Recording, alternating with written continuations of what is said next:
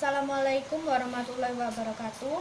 Nama saya Melia Amanda Wijaya, nomor induk mahasiswa 205082 dari Prodi D3 Reka Medis dan Informasi Kesehatan kelas 1C. Perkenalkan, nama saya Hildia Putri Tarisanggraini, NIM 205093, Prodi D3 Reka Medis kelas 1C. Kenalkan, nama saya Kristina Febrianti, NIM 205094 dari Prodi Reka Medis kelas 1C. Perkenalkan, nama saya Melody Muna Anggraini, saya dari kelas 1C, program studi Reka Medis dan Informasi Kesehatan dengan NIM 205097.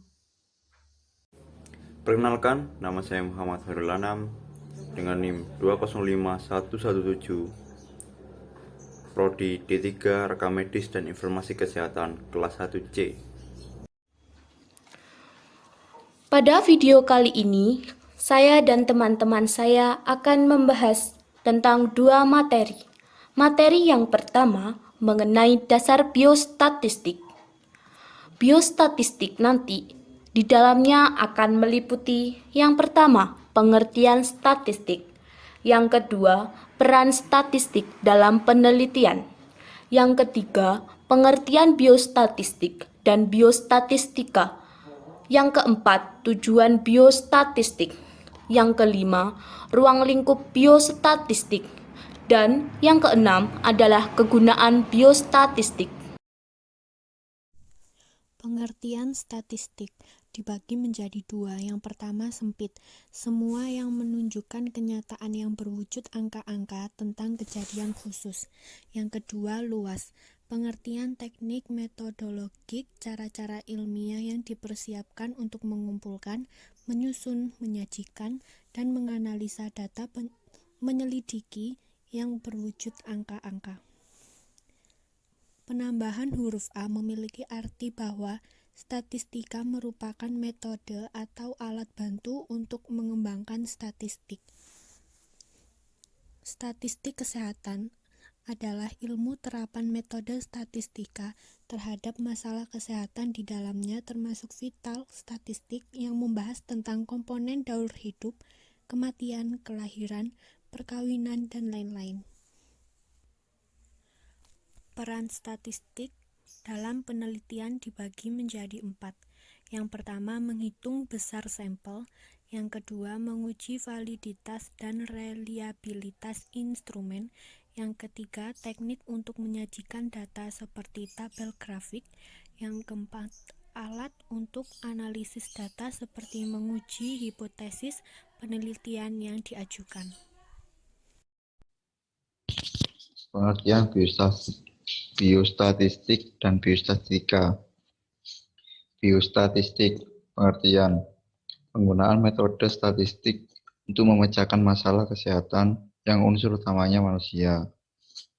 Kedua, banyak digunakan dalam bidang kedokteran dan kesehatan terkait ilmu biologi.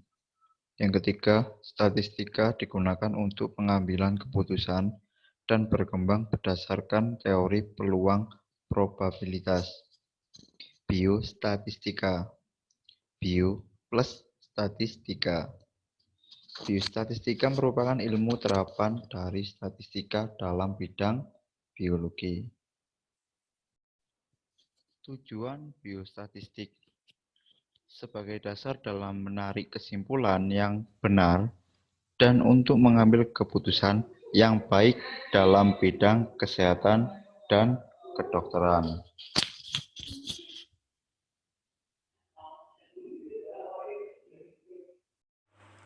Ada beberapa ruang lingkup biostatistik, diantaranya medis, kesehatan masyarakat, kependudukan, kesehatan lingkungan, kesehatan kerja, administrasi kesehatan, dan gizi.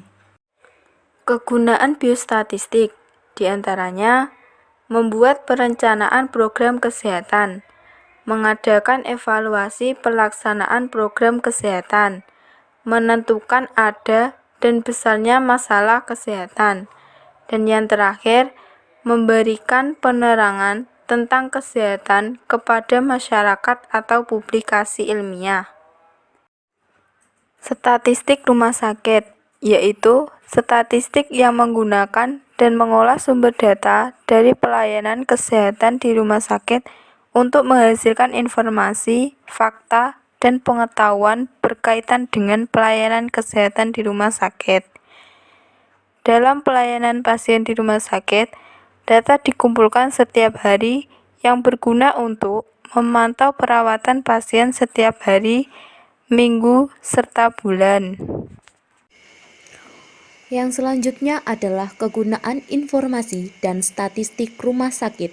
Yang pertama, perencanaan, pemantauan, pendapatan, dan pengeluaran dari pasien oleh pihak manajemen rumah sakit. Yang kedua, pemantauan kinerja medis. Yang ketiga, pemantauan kinerja non-medis. Untuk yang terakhir adalah langkah-langkah metode statistik. Dalam penelitian, apabila kita menggunakan metode statistik, maka yang perlu diperhatikan adalah yang pertama, pembatasan masalah. Yang mendasari adanya pembatasan masalah. 1. 5W1H. What, who, when, where, why, how. 2. Statistik atau menggunakan metode kuantitatif. 3. Dimungkinkan menggunakan banyak data atau bukan menggunakan data tunggal. Yang kedua, pengumpulan data. Yang ketiga, pengolahan data. Yang keempat, analisa data. Dan yang terakhir adalah penyajian informasi. Materi yang kedua akan membahas mengenai pengorganisasian data dan penyajian data, yang mana meliputi pertama, pengertian populasi dan sampel, yang kedua, jenis-jenis statistika, yang ketiga, definisi data, yang keempat, pembagian data dan sifat data, yang kelima, cara memperoleh data, dan yang keenam adalah skala pengukuran. Pengertian populasi adalah sebuah kumpulan dari semua kemungkinan orang-orang, benda-benda, dan ukuran lain dari objek yang menjadi perhatian. Pengertian dari sampel adalah suatu bagian dari populasi tertentu yang menjadi perhatian. Selanjutnya, jenis-jenis statistika. Yang pertama adalah statistika deskriptif, adalah serangkaian teknik yang meliputi teknik pengumpulan, penyajian, peringkasan data. Yang kedua adalah statistika inferensi, adalah serangkaian teknik yang digunakan untuk mengkaji, menaksir, dan mengambil kesimpulan sebagian data atau data sampel yang dipilih secara acak dari seluruh data yang menjadi subjek kajian atau populasi. Selanjutnya, definisi data. Data statistika adalah kumpulan suatu keterangan mengenai keadaan kejadian atau gejala tertentu, baik yang berbentuk angka maupun yang tidak berbentuk angka. Pembagian data dibagi menjadi 4. Yang pertama sifat, ada kualitatif dan kuantitatif. Yang kedua sumber, ada internal dan eksternal. Yang ketiga cara memperoleh, ada primer dan sekunder. Yang keempat waktu pengumpulan atau bisa disebut time series dan cross section.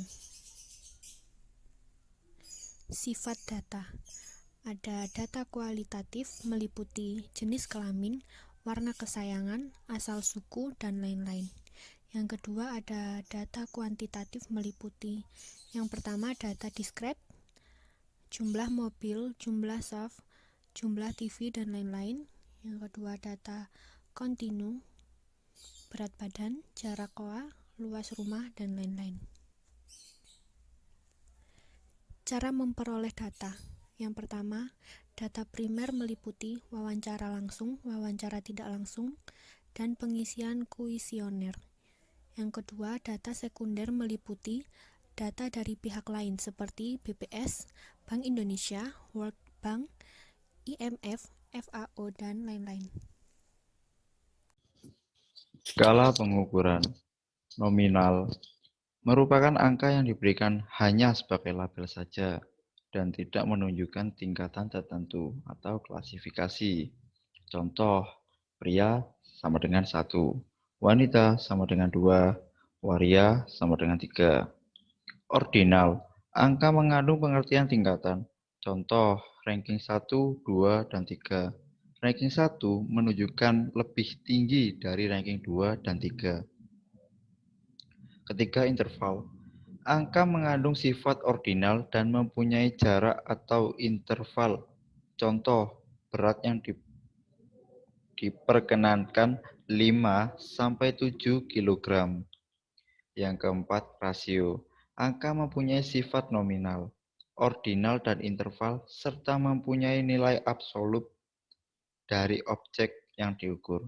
Contoh, bunga BCA 7% dan bunga mandiri 14%. Maka bunga mandiri 2 kali lebih bunga BCA.